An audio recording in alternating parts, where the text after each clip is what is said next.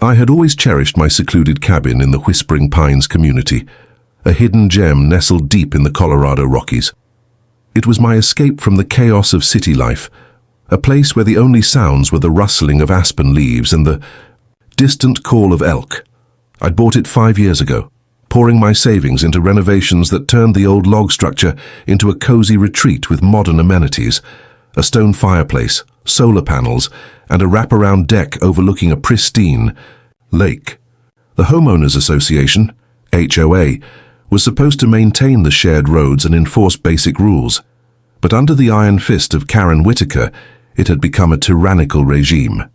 Karen, the self-appointed HOA president, was infamous for her nitpicking.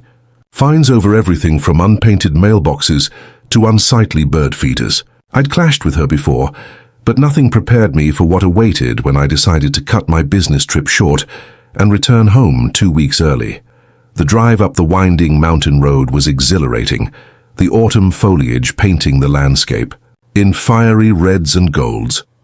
I was exhausted from back-to-back meetings in Denver, but the thought of sinking into my leather armchair with a hot cup of coffee invigorated me.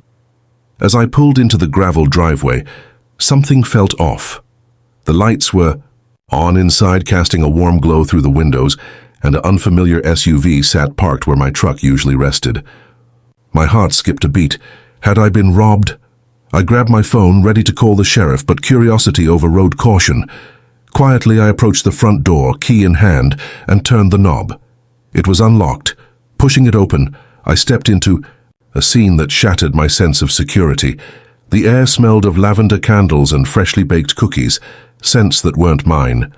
My living room looked lived in, throw pillows rearranged on the couch, a half-eaten plate of pasta on the coffee table, and a laptop humming on the sideboard. Then I heard humming from the kitchen, off-key and oblivious. Peeking around the corner, I saw her, Karen Whitaker, in my bathrobe, stirring something on my stove. Her bleach blonde hair was tied back, and she wore fuzzy slippers that clashed with her usual power suits. "What the hell are you doing here?" I blurted out, my voice echoing louder than intended. She spun around, spatula in hand, her face morphing from surprise to indignation in seconds. You're not supposed to be back until next week," she exclaimed, as if I were the intruder. I demanded an explanation, my mind racing through possibilities. Had she broken in? Was this some twisted HOA inspection gone wrong? Karen straightened, up clutching the robe like a shield. This cabin was abandoned. I've been maintaining it per HOA guidelines, squatters' rights, you know. Abandoned? I'd been gone for 2 weeks on a planned trip, and I'd informed the HOA board via email. But Karen, ever the opportunist, had apparently decided my absence was an invitation. As the shock wore off, details emerged in a torrent of her justifications. She'd noticed my cabin looking neglected during her routine patrols. Never mind that I'd hired a local caretaker for basic upkeep. Claiming concern for property values, she'd let herself in with a master key she'd borrowed from the association's records.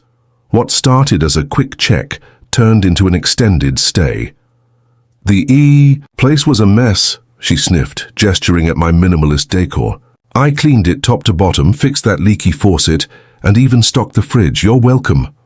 I was furious. This wasn't altruism, this was trespassing. My personal items, family photos, journals, even my grandfather's antique rifle, had been rifled through. She'd slept in my bed, used my shower, and hosted what looked like a small gathering, judging by the wine stains on the rug. I told her to leave immediately, but Karen wasn't one to back down. You can't just kick me out, I've invested time here. Call the cops if you want, they'll side with me. Her smugness ignited something primal in me. I dialed 911, explaining the situation to the dispatcher while Karen paced, muttering about ungrateful owners and community standards. Within 20 minutes, 2 deputies arrived, their cruisers kicking up dust in the driveway. Deputy Ramirez, a burly man with a no-nonsense mustache, took statements while his partner secured the perimeter. Karen launched into her tale, painting herself as the victim, a dedicated HOA leader protecting an empty property from vandals or wildlife. She produced a sheaf of papers, HOA bylaws, emails I'd sent about my trip, even photos she'd taken of minor violations like overgrown weeds. I countered with proof of ownership, the deed on my phone, security camera footage from my app showing her entering uninvited 2 weeks ago, and text from my caretaker confirming he'd been locked out. The deputies exchanged glances, clearly unimpressed by Karen's theatrics. "Ma'am, this isn't squatters' rights territory," Ramirez said firmly.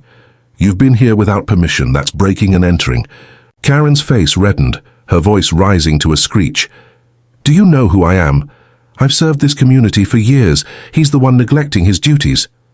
But the law was clear. They escorted her out, allowing her to gather her belongings under supervision. As she loaded her SUV, she shot me a venomous glare. "This isn't over. The board will hear about this." That night, alone in my reclaimed cabin, I couldn't shake the violation. Every drawer felt tainted, every surface suspect. I spent hours scrubbing, erasing her presence, but the unease lingered. How had she gotten away with this for 2 weeks? Neighbors later confided she'd bragged about house-sitting at HOA meetings, turning my absence into her personal vacation. It was a power play, pure and simple, Karen's way of asserting dominance in a community she'd long terrorized. But as I drifted to sleep, a resolve hardened within me. This wasn't just about reclaiming my space, it was about dismantling her reign. Little did I know the real battle was just beginning, one that would expose secrets far darker than a squatted cabin. The next morning brought clarity and anger in equal measure. I filed a formal complaint with the county sheriff's office, detailing the trespass and requesting charges. Karen predictably lawyered up, her attorney firing off cease and desist letters accusing me of harassment. The HOA board, a spineless group of yes-men, called an emergency meeting. I attended, armed with evidence, and laid out the facts. Unauthorized entry, misuse of association resources, potential embezzlement if she'd used HOA funds for her maintenance. Whispers rippled through the room as I played the security footage on a projector. Karen sat stone-faced, but her allies fidgeted uncomfortably. What followed was a whirlwind of revelations.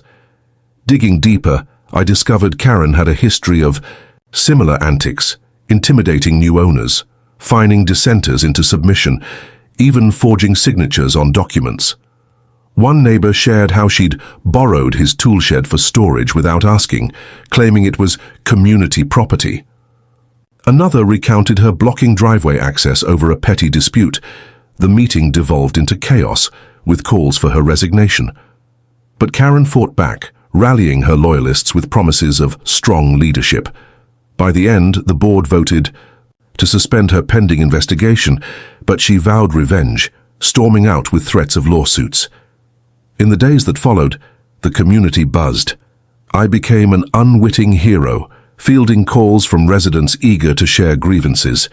It was empowering, yet exhausting. My cabin, once a sanctuary, now felt like ground zero in a war. I installed new locks, upgraded cameras, and even considered selling. But no, this was my home. I wouldn't let her win. As word spread online, anonymous posts on local forums hinted at deeper scandals. Karen's financial mismanagement, conflicts of interest with contractors. I hired a private investigator, uncovering embezzled funds siphoned into her personal accounts. The puzzle pieces fell into place. This wasn't just about my cabin, it was the tip of an iceberg. Empowered by the growing support, I pressed charges through the district attorney. Karen's arrest made local news, her mugshot a stark contrast to her polished HOA persona. Handcuffed and defiant, she claimed persecution, but evidence mounted against her. The trial loomed, a beacon of justice, in the murky world of small-town politics. But as preparations intensified, a chilling anonymous letter arrived. "Back off or you'll regret it." Was it Karen, or something more sinister? The powerful story of my fight was unfolding, revealing not just one woman's overreach, but a system's flaws that allowed it to flourish. With Karen's arrest sending shockwaves through Whispering Pines, the community held its breath. I thought the worst was over, but the trial revealed layers of deception that transformed my personal ordeal into a crusade for accountability. The courthouse in nearby Evergreen was packed, residents cramming the benches like spectators at a gladiatorial match. Karen, dressed in a conservative suit, sat beside her lawyer, her eyes darting accusations at me from across the room. The prosecutor laid out the case meticulously: trespassing, theft of services, fraud. My testimony was the centerpiece. I recounted the shock of finding her in my home, the violation of privacy, the calculated manipulation of HOA rules. Exhibits included my security footage, financial records showing her using association credit for personal groceries during her stay, and witness statements from neighbors weary of her bullying. Karen's defense was a masterclass in deflection. Her attorney painted her as a dedicated volunteer, overwhelmed by duties, claiming her actions were good faith errors born of concern for the community. She took the stand, tears welling as she described a life of service, organizing cleanups, mediating disputes, enforcing standards that kept property values high. But cross-examination cracked her facade. When pressed about the master key, she admitted borrowing it without permission. Emails surfaced, showing she'd discouraged my caretaker from visiting, citing security risks. The jury, a mix of locals familiar with HOA woes, leaned forward intently. One juror, a retired teacher, nodded sympathetically as I described the emotional toll, the sleepless nights, the eroded trust. As the trial progressed, more victims emerged. Subpoenaed records exposed a pattern. Karen had fined owners arbitrarily, pocketing portions as administrative fees. One elderly couple testified to nearly losing their home over escalating penalties for a sagging fence. A young family shared how she'd vetoed their playground installation, calling it an eyesore, only to approve a similar one for her crony. The courtroom buzzed with indignation. Even the judge, a stern woman with wire-rimmed glasses, struggled to maintain order. Karen's composure frayed. She snapped at her lawyer during breaks, her voice carrying through the halls. "This is a witch hunt," she hissed, unaware I overheard. The turning point came with expert testimony from a forensic accountant. He'd traced thousands in misappropriated funds, including reimbursements for her cabin maintenance that never occurred. Photos from her social media, geotagged at my address, showed her lounging on my deck with wine, captioning posts about serene retreats. The irony stung. While she played house, I'd been grinding through work trips to afford the place. Closing arguments sealed her fate. The prosecutor urged justice for the silent sufferers of HOA tyranny, while the defense pleaded for leniency. After 2 days of deliberation, the verdict rang out: guilty on all counts. Karen's face crumpled. As the judge sentenced her to probation, restitution, and community service, ironically cleaning public parks. But victory felt bittersweet. The HOA dissolved amid the scandal, reformed under new leadership with transparent bylaws. I received compensation for damages, enough to add a home office to my cabin. Yet the experience scarred me, eroding my faith in neighborly bonds. Friends suggested therapy, and I obliged, unpacking the anger in sessions that revealed deeper wounds. Childhood memories of instability, a drive for control mirrored in Karen's behavior. Ironically, confronting her helped me heal, turning violation into vigilance. Months later, life normalized. Whispering Pines bloomed with change. Potlucks replaced patrols. Cooperation supplanted fines. I hosted the first community barbecue at my cabin, laughter echoing where tension once reigned. Karen, stripped of power, moved away quietly. Her house, sold to a young couple eager for fresh starts. Rumors swirled she'd started anew in another state, perhaps scheming again, but here her shadow lifted.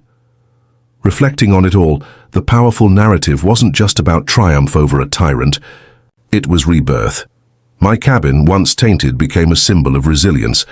I wrote a blog about the ordeal, anonymized for privacy, which went viral in HOA horror story circles. Messages poured in from across the country, tales of similar Karens, advice on fighting back. It inspired me to volunteer for the new board, ensuring fairness for all. As snow blanketed the Rockies that winter, I sat by the fire, journaling lessons learned. Boundaries matter, community thrives on trust, and sometimes, returning early uncovers truth that sets you free. The story's ripple extended beyond our enclave. Media outlets picked up the trial, sparking national discussions on HOA reforms. Bills proposed in state legislatures aimed at curbing abuses, mandating audits and term limits. I testified in hearings, my voice steady, empowered by the ordeal. Strangers approached me in town, thanking me for speaking out. It was humbling, a reminder that one person's stand can ignite change.